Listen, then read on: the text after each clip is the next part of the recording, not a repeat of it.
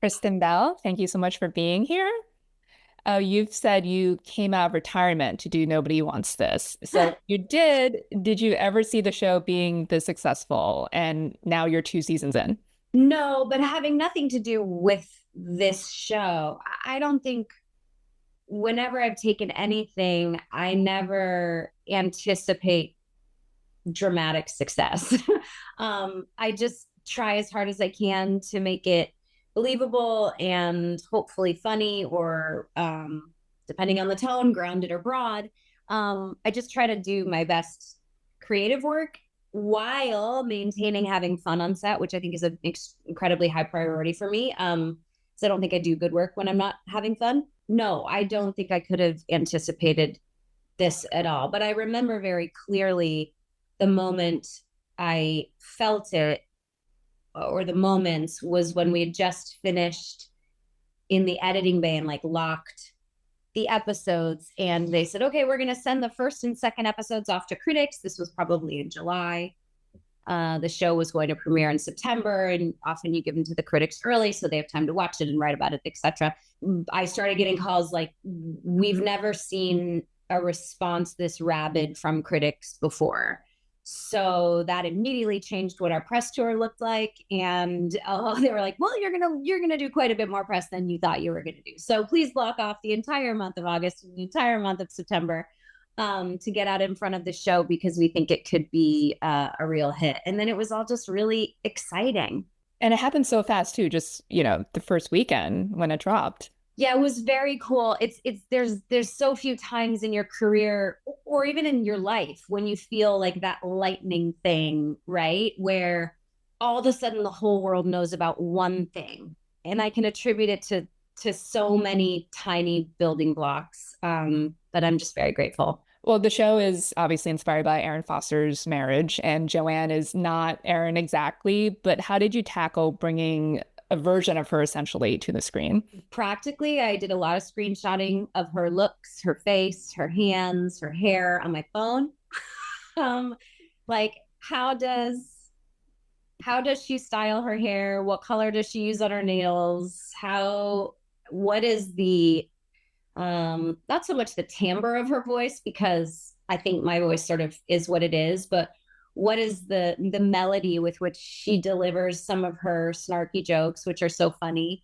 Yeah, I kind of just studied her in order to take on the attributes that she had, knowing that's where it was coming from.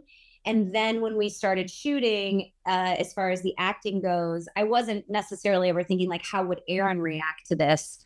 I just used her isms, and then was winging it as an actor. I mean, there was a ton on the page, and they were also really, they were pretty clear and communicative about what they wanted from this relationship. So I knew the dynamics to play. But yeah, a lot of Aaron screenshotting. Mhm. I love that. Well, I love Joanne as a character too, because she's like fun, messy. Like, she externally, and, she's a podcast host, so she exudes this confidence, like publicly, but, she's kind of messy in her personal life, internally and everything. And now with Noah, she's never really been in an adult relationship before, and it kind of destabilizes her. So what was that like to play? Well, I loved the way I looked at it in the very beginning was, I always try to look at what my presenting problem is than my actual problem. But what I liked so much about the dynamic was I was able to see clearly Joanne was a child and Noah was an adult until they switch. But like initially, Joanne is messy and can't really commit or doesn't know how to hold things down together. And Noah has all these adult attributes like stability that she gravitates towards. And she wants that. She just doesn't know how to get it. And I think what the writers established so well, at least for me, was Joanne is a person who is at her core open and wants to talk about everything from every angle. And that's very interesting from a critical thinking perspective. I think those people are really cool. But for Joanne, I think it started to later in life bite her in the butt, because she's looking at so many different perspectives and questioning everything. She's using that as an excuse not to identify her own values and who she is. And so to me, like the personal journey for Joanne has not just been falling in love, but it's a journey of self-discovery about who she actually is. Because I don't think she had any sense of who she was at the beginning of the show. You said it's got to be Adam Brody to play Noah when you were reading the script. So was there a specific scene or line that made you think of him, or was it just Noah in general as a character? I wonder what it was. It was very early on in the script. I mean, by page 10, I think, that I was like, and I suppose if I really thought long and hard, I could identify what it was. I'll tell you this. He's, for a very long time, been one of my favorite people to watch perform. He makes such weird, wonderful, interesting choices. He is so alive when he's talking. He's not saying lines. He looks like a human being that is interacting. And I felt like the show wanted and needed that, as opposed to something more scripted where it's like, you say a line, then I say a line, which works for some things. But this show was very playful in its tone. I also think I hoped that the sleight of hand nostalgia that could be given with Veronica Mars and Seth Cohen would draw people into the show without them even knowing why. And he's just a lovely guy. He's a great guy. He's fun to work with. I had done it on 2 other occasions. And I have a blast with him.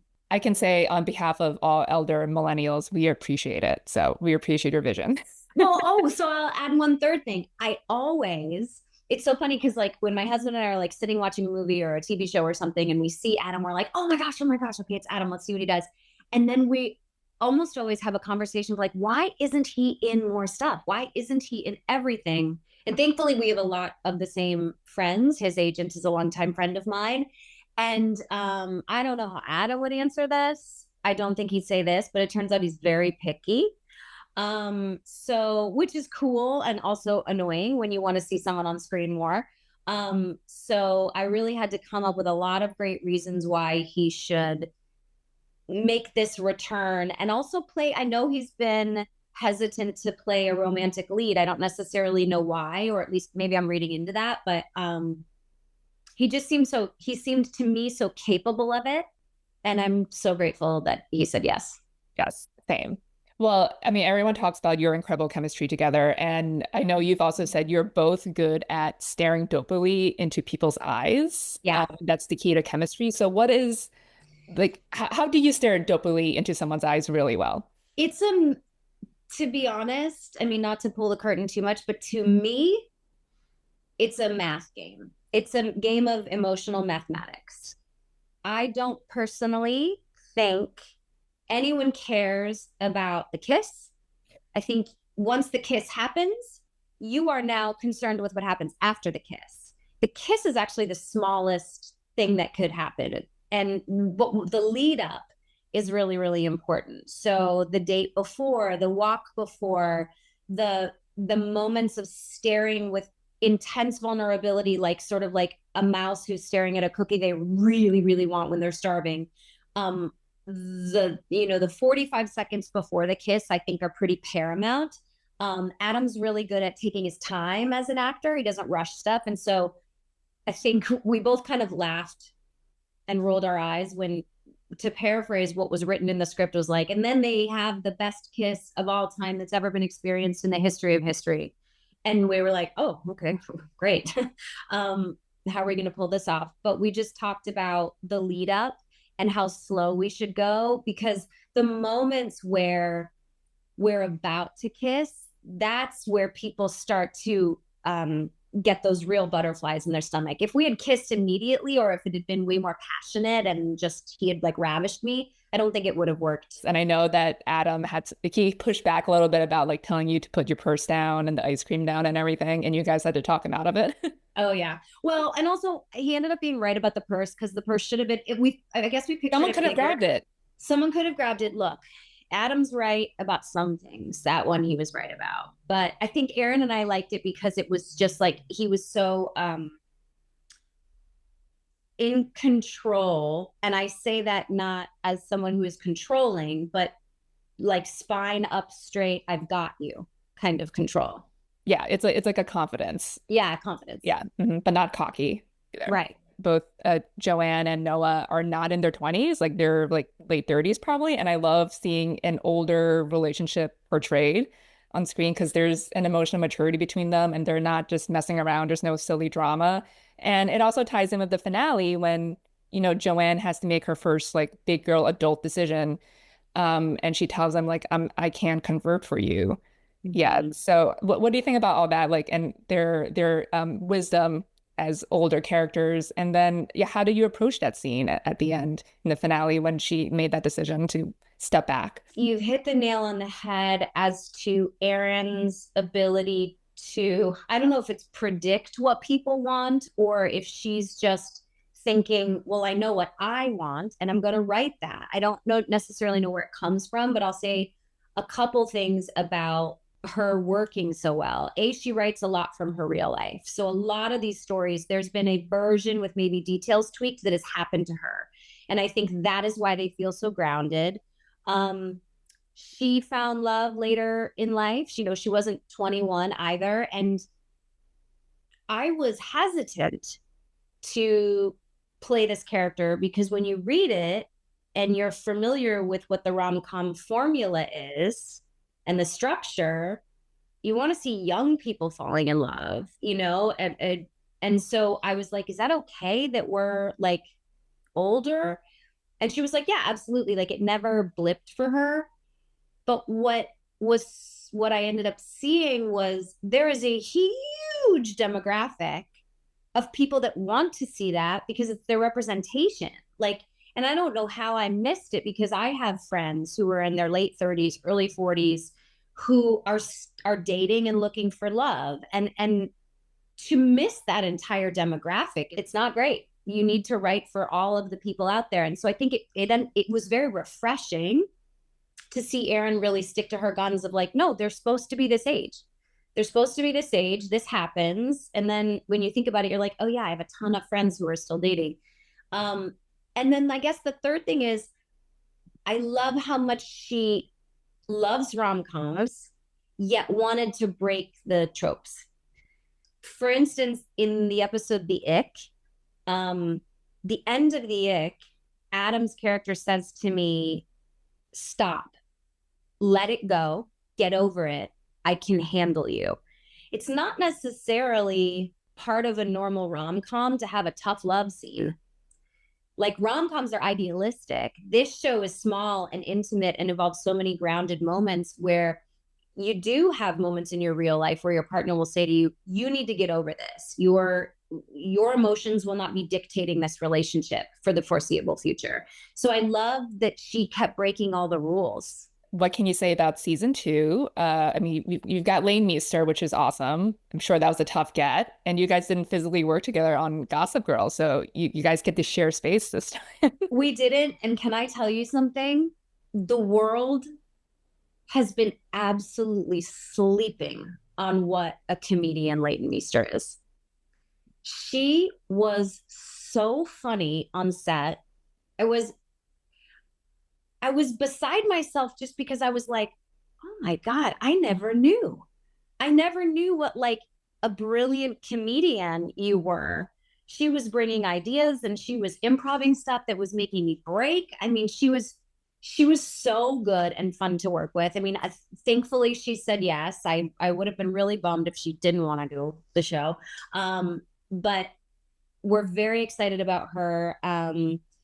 Very excited about Joe Gillette, who plays her husband in the show, who is incestually enough also Jackie Tone's real life boyfriend. So we had a lot of fun with that on set where I'd say, Adam, who is that? And I'd look at Joe and he'd say, oh, that's my wife's husband. Or look, and like everybody was somebody else's husband's boyfriend or wife's girlfriend.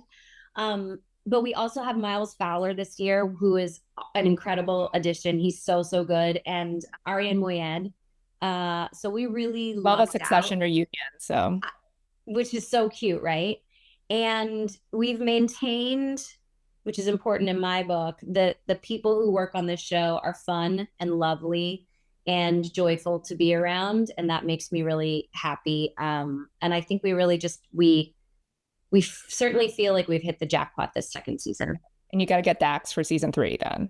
If I can pull him out of retirement. He doesn't love acting anymore. I don't know if I Just can. a cameo. It's fine. So